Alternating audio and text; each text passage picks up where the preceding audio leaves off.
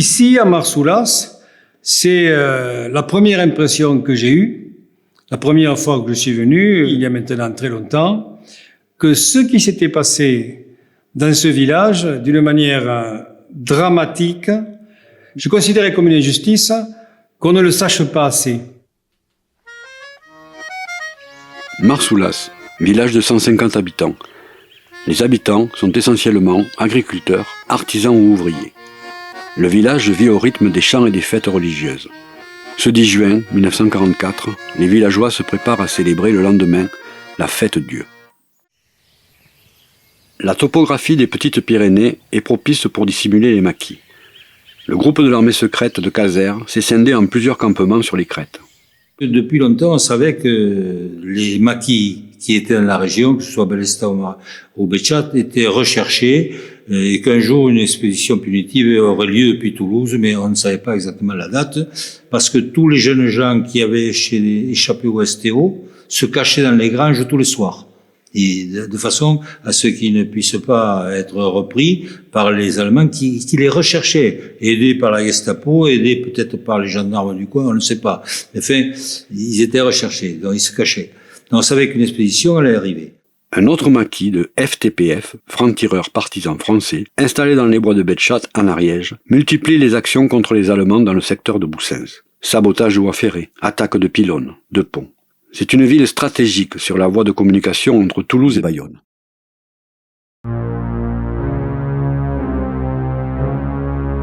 Pour renforcer la défense des points stratégiques du midi de la France, Hitler envoie sa prestigieuse division Das Reich, unité militaire d'élite de la Waffen-SS.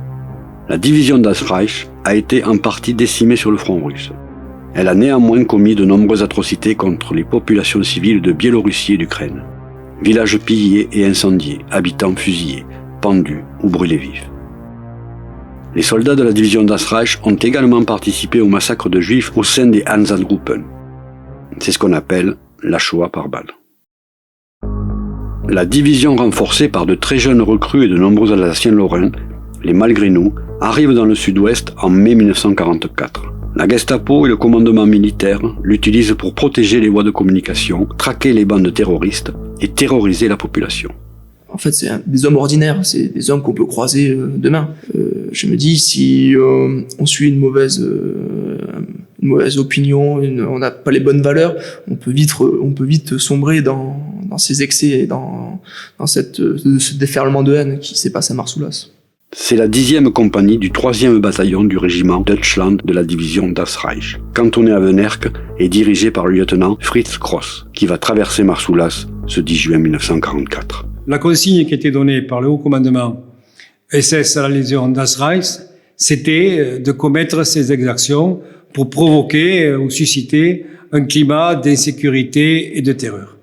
Je crois que ça doit rester une exception dans l'histoire de l'humanité. Vers 7h30, venant de Cassagne, les SS entrent dans Marsoulas et s'arrêtent à la première ferme du village. Le lieutenant Gross descend de sa voiture et interroge Emmanuel de Dieu sur la présence des maquisards dans le secteur. La ferme est fouillée. La colonne repart et à la sortie du virage, la voiture de tête où se trouvait le lieutenant Gross est attaquée à la grenade.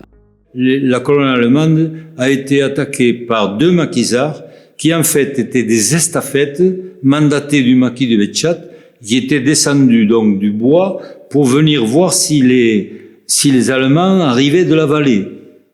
Du toit de l'église, Camille Wenberg et Jean-Marie Manens, combattants FTPF, francs-tireurs partisans français, du maquis de Betchat, viennent de jeter une grenade à la vue du premier véhicule. Ils n'ont pas vu la colonne qui se trouvait derrière. Donc, il faut comprendre la population.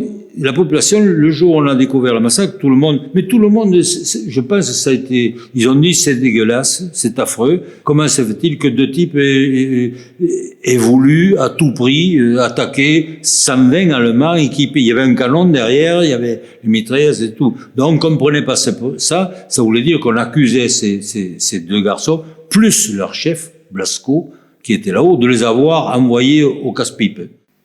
Surpris, les soldats SS ripostent immédiatement et tuent sur le toit de l'église Camille Weinberg, 31 ans.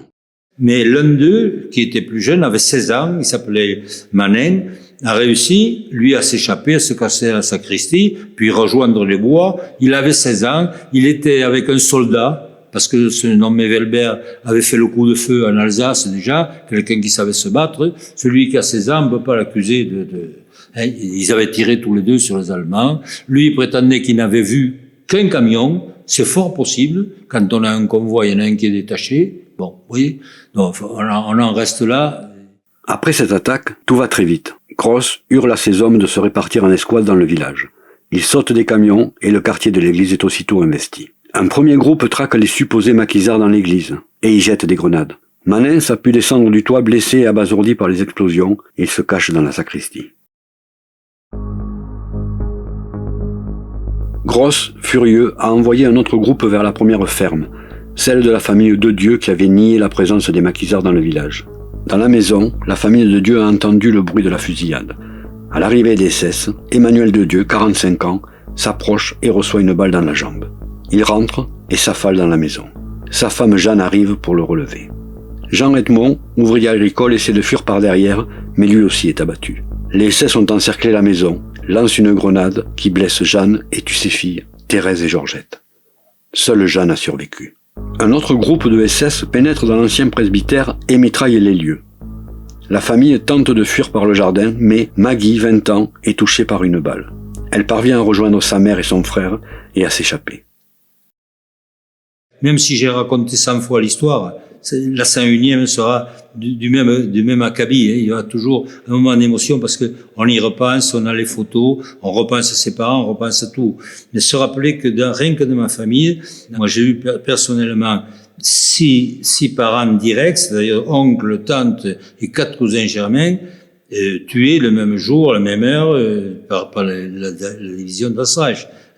Voilà, donc j'ai été touché dans le plus profond de la famille, y compris ma grand-mère qui avait reçu une balle dans les poumons et qui a été sauvée parce qu'elle remuait plus, elle bougeait plus, ils lui ont pas tiré une balle à la tête, c'est une chance, elle est restée comme ça.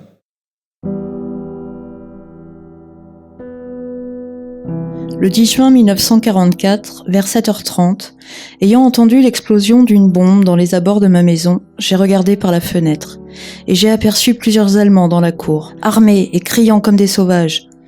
Aussitôt, ils ont défoncé la porte d'entrée. Mon gendre, Cazenave Jean-Baptiste, qui se trouvait dans le couloir, a été abattu de plusieurs coups de feu. Sa femme, Julie, a été aussi fusillée sur ce même lieu. Ma petite fille, Paulette, âgée de 19 ans, et son frère Gaston, 21 ans, ont subi le même sort. Pour mon compte, ils m'ont saisi dans la cuisine pour me faire sortir dehors en me donnant des coups de crosse. À ce moment, mon petit-fils, Paul, âgé de 10 ans, s'est enfui au grenier où il n'a pas été découvert.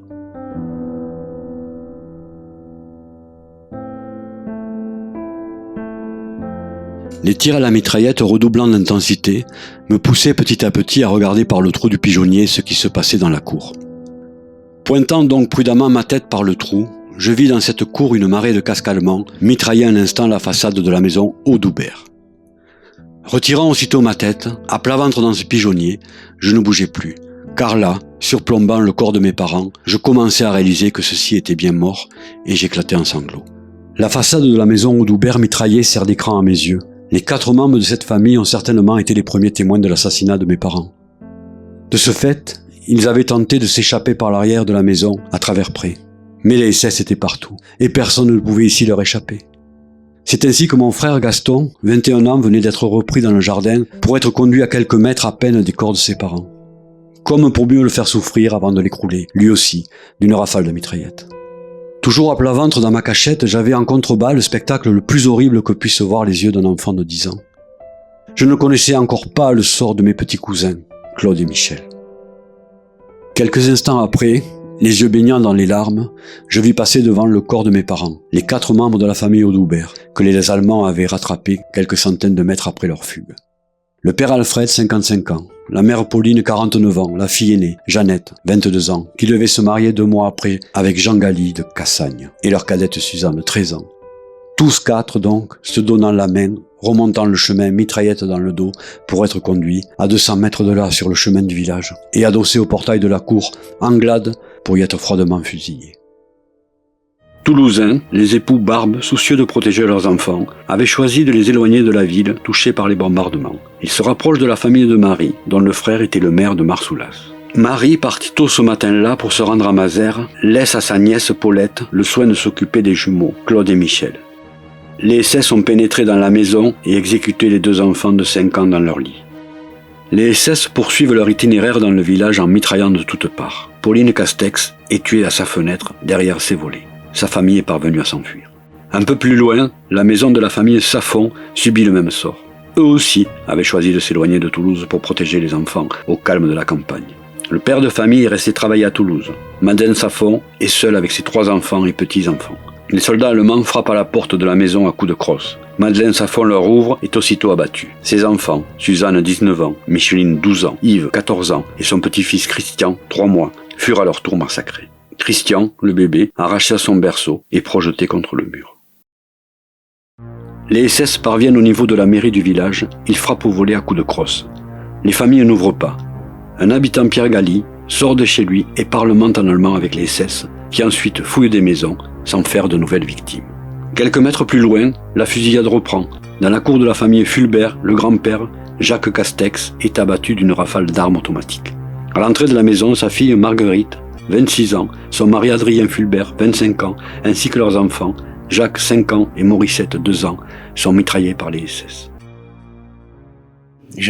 Mon oncle, Guillaume Bartet, a été tué. Je crois, d'ailleurs, il me semble bien que c'est le dernier tué à Marsoulas, sur la route de Béchat. Ils étaient partis avec sa fille et sa femme, et il a dit, mince, j'ai pas fermé la porte à clé.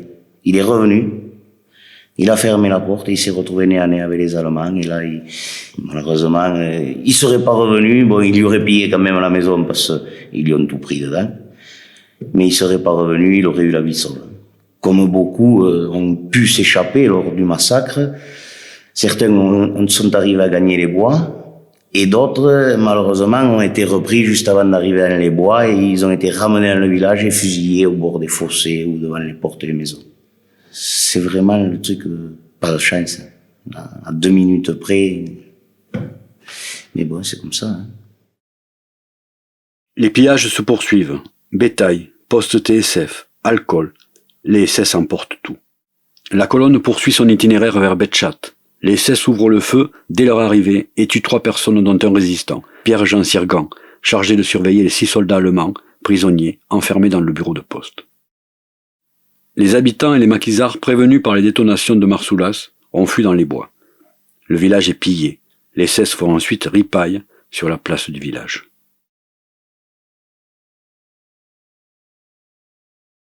Bon, le massacre fait, mon père, donc, qui avait réussi à s'échapper, parce qu'ils étaient passés à Cassagne, c'est-à-dire 2 kilomètres avant, ils s'étaient réfugiés dans un jardin potager à côté de la maison. Nous autres, on nous avait écartés dans les bois.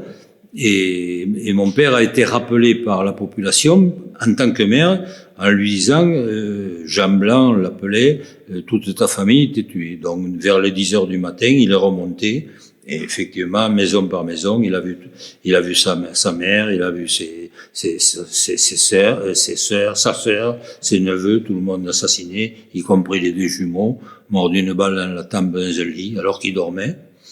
Ça donne justement un petit détail. À un moment donné, quand il a fallu les inscrire sur l'état civil, les 2 jumeaux, on a demandé quel est celui qui était mort le premier.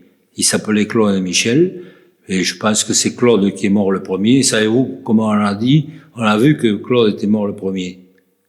Parce que Claude avait les yeux fermés. Et Michel avait les yeux ouverts. On en a conclu que, au bruit de la première balle, l'autre a ouvert les yeux. Voilà une histoire. C'était terrible. Pour moi, je te parle des choses familiales. Hein. Et donc, après le massacre, dans la nuit, ma tante, la sœur de ma mère, est allée chercher, puisqu'ils avaient été tués dans une maison à part. On les a regroupés tous, on les a portés ici tous ensemble. Tous les massacrés ont été portés ici par un camion à ridelle d'usine. Tout ça a été entassé et amené dans cette pièce, étalé au sol, sauf les 2 jumeaux qui ont été ici alignés. Et le camion qui a ramassé les morts tout à fait au fond du village, ma mère n'a pas voulu qu'on qu'on mette les jumeaux avec les autres. Donc, depuis l'église jusque à peu près à la maison Castex qu'on a vu ce matin, elle les a portés les deux sur le bras. Et quand elle est arrivée à la maison Castex, elle s'est écroulée. C'est quelque chose de difficile à vivre. Alors, il y a eu les obsèques, mon père a fait un discours de ce qu'il peut y avoir de plus plat, parce que le jour des obsèques, on a des photos, il y avait la Gestapo, il y avait un avion qui survolait l'événement, on pouvait pas, il a fait un discours, il a parlé des morts, c'est tout, mais il pouvait pas dire un mot ni de la résistance, ni quoi que ce soit, c'est pas possible. On a gardé le discours, je l'ai publié, j'ai gardé l'authentique, avec les larmes qui coulaient, c'est quand même émouvant. Il y avait une dizaine de familles, donc de foyers, qui se retrouvaient dans un deuil absolu. Il y avait toujours plus ou moins un rescapé direct ou indirect, parce que l'un n'était pas... Il y en a qui étaient partis à l'usine parce qu'il y avait ce qu'on appelle des factions. Les gens qui travaillaient de 4 à 12, de 12. Bon, il y en a eu qui sauvés parce qu'ils étaient partis à 4 heures du matin. Donc quand ils sont revenus à midi, ils ont été surpris. Moi, je l'ai vécu à double titre parce que mon père est resté maire jusqu'en 48. Il s'est occupé de faire construire donc le monument que vous avez vu, qui a été inauguré en 46, plus le monument de 48, qui est celui des fosses communes, où tous ont été enterrés au cimetière au même endroit. Et c'était quand même quelque chose de communautaire, c'était comme un symbole. Et quant à nous, je dis bien, mes cousins germains, une fois par semaine, ou le dimanche, etc., on venait au cimetière.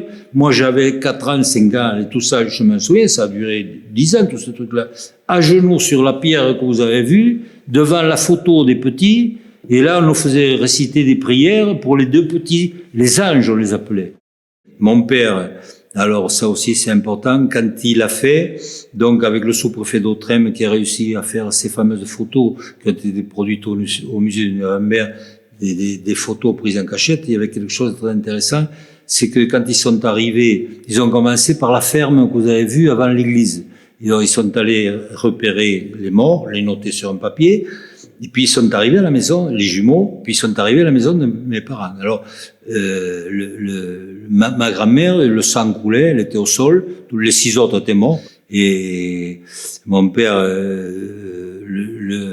l'officier allemand dit à mon père, pauvre femme, lui dit, moi, le sang s'est coulé, et mon père lui dit, c'est ma mère.